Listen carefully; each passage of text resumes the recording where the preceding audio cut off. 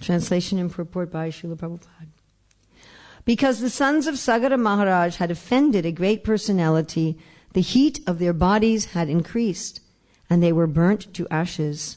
But simply by being sprinkled with water from the Ganges, all of them became eligible to go to the heavenly planets. What then is to be said of those who use the water of Mother Ganges to worship her? Purport. Mother Ganges is worshipped by the water of the Ganges. A devotee takes a little water from the Ganges and offers it back to the Ganges. When the devotee takes the water, Mother Ganges does not lose anything, and when the water is offered back, Mother Ganges does not increase. But in this way, the worshipper of the Ganges is benefited. Similarly, a devotee offers the Lord patram pushpam pulam toyam, a leaf, flower, fruit, or water, in great devotion.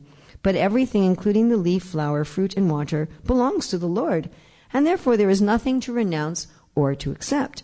One must simply take advantage of the bhakti process, because by following this process, one does not lose anything, but one gains the favor of the Supreme Person. Yad jalasparshamatreina brahma danda hata api sagaratma jadivyam jagmu kevalam dehabasmabihi. Because the sons of Sagara Maharaj had offended a great personality, the heat of their bodies had increased, and they were burnt to ashes.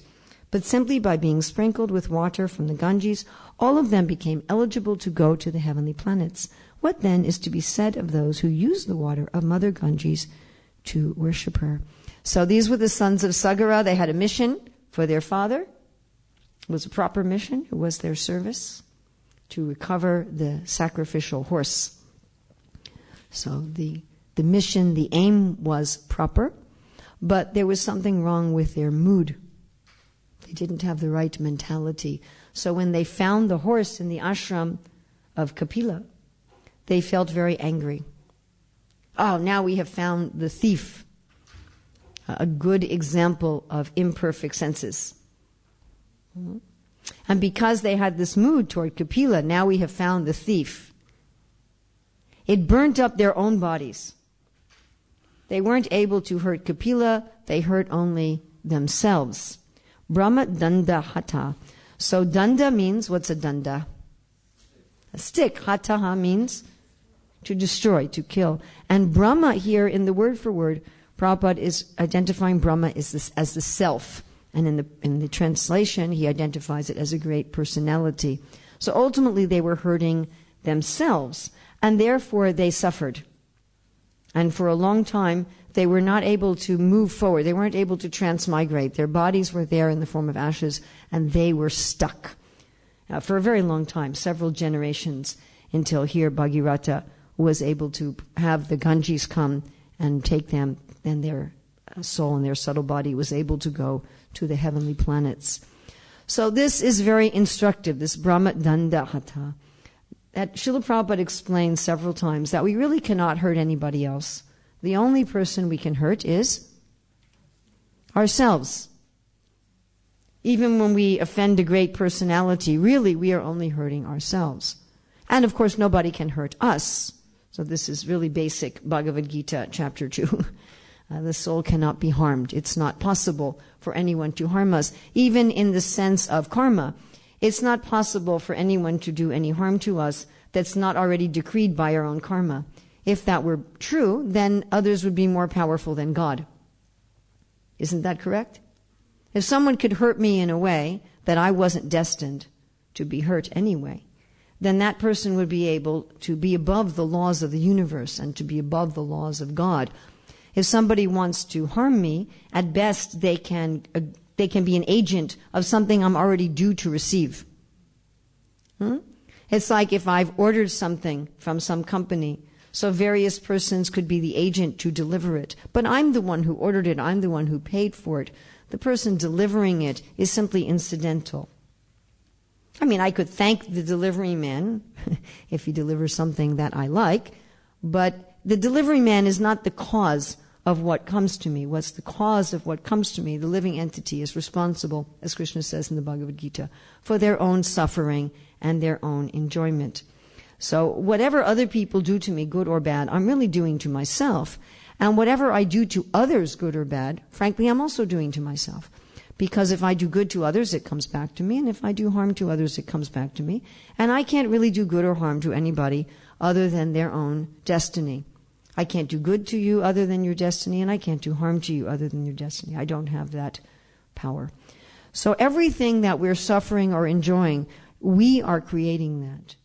We are creating that. They're thinking, I'm harming Kapila, but they're harming themselves. And because Kapila, of course, is an incarnation, but it's not he's not meant to be harmed. Therefore, he experiences no harm. And we have this experience also. Somebody may try to do good for us, and it may not work. Yes? Yes? They may not be able to do it. Just like a couple days ago, some devotees wanted to do something for me. And we were going to meet them, and we got stuck in traffic. There wasn't even traffic. I mean, traffic doesn't even explain what we were in. You know, in like 2.5 hours, I think we had moved 20 yards. And we were surrounded by buses on all sides. In front, behind, on the sides, bus after. We were the only little car in all of these buses. We simply could not move. It was as if somebody had, shackled us there. And we even estimated that if I got out of the car and took the tube and went there, that it would be too late to do anything and so forth. So although they wanted to offer something, I couldn't go and receive it. I was blocked. I couldn't get what they wanted to give me. And we have the example also of bad things. Somebody may want to hurt you and it has no effect. Everybody has this experience. So I'm going to do this, and they just can't do anything. So whether or not somebody does good for us or whether or not somebody does ill for us, it's not in our hands, right? We don't have the power to hurt or help anyone, and nor does anyone have the power to help or hurt us. We are the architects of our own fortune. I was just hearing this morning. Prabhupada was talking about nectar devotion, and he's talking about the verse, Pramanya Bharate Kanya Bhagavan Jeev Guru Krishna Prasadi Paya Bhakti Lakta Bija. The Bhagavan Jeev, what makes the soul fortunate enough to get bhakti? And he's saying what gives you fortune is a gyata sukriti, where you do unknowing service. But he says you're creating your own fortune. No one else is creating your fortune. He says man is the architect of his own fortune. So we are really, this is what we have the power to do. We are really the deciders of our own fortune, materially and spiritually. Materially and spiritually. We can say, well, it's the mercy of the devotees, it's the mercy of God, but that mercy is always available. It's always available, just like the sunshine. The sun is shining on everybody on the planet. You can decide to go out of your house or not. That's your choice. Right? We serve prasadam here at a particular time. You can choose to go and get it, or you can stay in your room. But it's being made available. So the mercy is there. Krishna's mercy is factually always there for the living entity. Krishna never withdraws his mercy from the living entity. That's not possible. It's always there.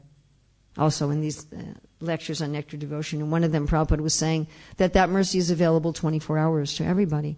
It's just a question of whether or not we want to receive it. So we are the architects of our own fortune. We decide materially what modes of nature we want to be under, which then brings us our good and bad reactions. We decide how much we want to accept Krishna's mercy, how much we want to accept the instructions of Guru. And everything we give to others, we are really giving to ourselves. Just like here, it's even saying everything we give to God, we're really giving to ourselves. Yes? Just like the Ganges water is used to worship the Ganges, and Prabhupada's making the point here, the Ganges neither decreases nor increases. You benefit. So when we give Krishna flowers, as Prabhupada's giving that example here, Patram Pushpam Palam Tayam, when we're giving Krishna flowers, it's already his flowers. It's already his flowers. We're not giving him something that's ours. I remember one time at an airport, I saw one woman rushing in front of me, and she dropped her credit cards on the floor. She didn't see it, and she just kept going, So I jumped up, and I got there. I had to race, because she was racing. I had to race through the airport. But I'm giving her what's hers, yes? I'm not giving her something that's mine. I'm giving to her what's hers. And everything we're giving to Krishna, it's his. He's not benefiting. He's not harming. If I so-called use the flower for myself, he hasn't lost anything. So really everything I'm doing I'm doing for myself. And here we have the reason why we should not become angry at others. why we should not harm others, why we should not be envious of others. Because when we do, we're really destroying ourselves. We're really destroying ourselves. And it's fascinating that we so much tend to blame others for our misfortune, and we so much tend to want to punish others for our misfortune. One devotee just a couple days ago here was explaining this to me so wonderfully. She said, when we do something wrong, we have a natural feeling of guilt and shame and remorse in our heart. We have some feeling of pain and difficulty.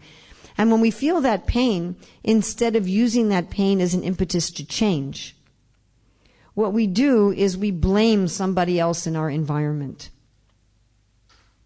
We lash out at somebody in our environment. Oh, you've done this and you've done that and you've done this.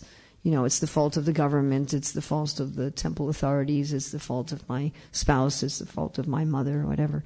And we're taking this pain that we feel inside and we're externalizing it. Or ultimately it's the fault of God.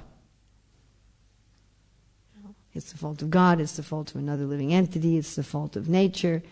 And the materialistic person is constantly trying to punish and subdue nature, just like we read about in the 16th chapter of the Bhagavad Gita. I will defeat God, I will defeat other living entities, I will defeat nature, and then I will feel happy within. But they don't realize that all of the pain we are feeling within, we are causing ourselves by doing the wrong thing. It's just pretty much that simple.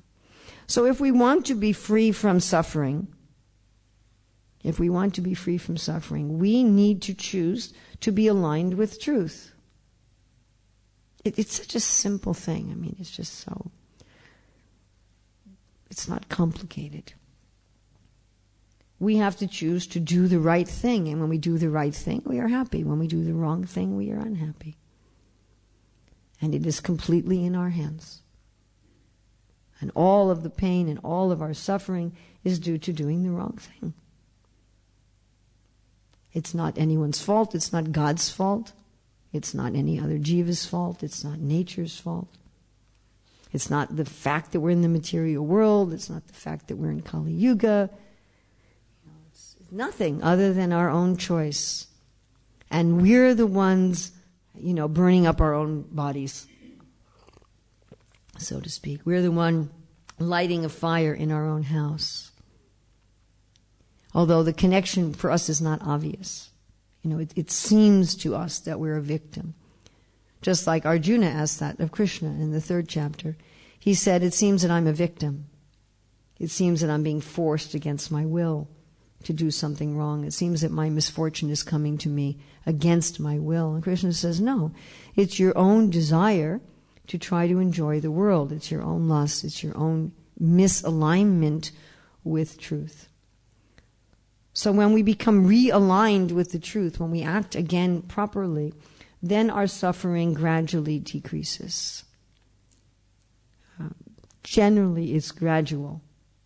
Like if a person has taken some intoxicant and then they decide they want to stop taking the intoxicants. It usually takes some time for the effect to wear off, isn't it? If you've been eating the wrong kind of food and you say, now I'm going to eat the right kind of food, usually it takes some time for the effect to be out of your body. Isn't that a fact? It's generally not immediate. Prabhupada gives the example of a fan. You unplug the fan, but the blades, there's still some motion there. So it can be immediate, it's possible, but generally it's not like that. Generally one decides, I will align myself with the truth. I will do what's really in my best interest. Prabhupada talks about our real self-interest. And that is to give myself to Krishna and to give everything to Krishna and to bathe myself in the water of the association of the devotees who are like the Ganges, who have come from the toe of the lotus feet of the Lord, who have been resting on the head of Lord Shiva. To take the association of those who are aligned with the truth, to hear from them, to serve them, to become like them, to be inspired by them, and like them, to give everything to the Lord instead of for myself. And that's really all. That's really the beginning, middle, and end of Krishna consciousness. My suffering is because I'm unaligned, and my happiness is because I am aligned, and this is my choice, and it's my choice at every moment. And anytime I become angry at others or dissatisfied with others or I blame others, then I am in illusion. All of my suffering is a little indicator light that I need to realign myself, that I am the one, Brahma Danda Hatya. I am like taking a big danda, a big stick, and just beating myself on the head with it. And then complaining, someone else is hurting me, someone else is hurting me, someone else is hurting me. And I have nothing more to say. So if there's any questions or comments, yes.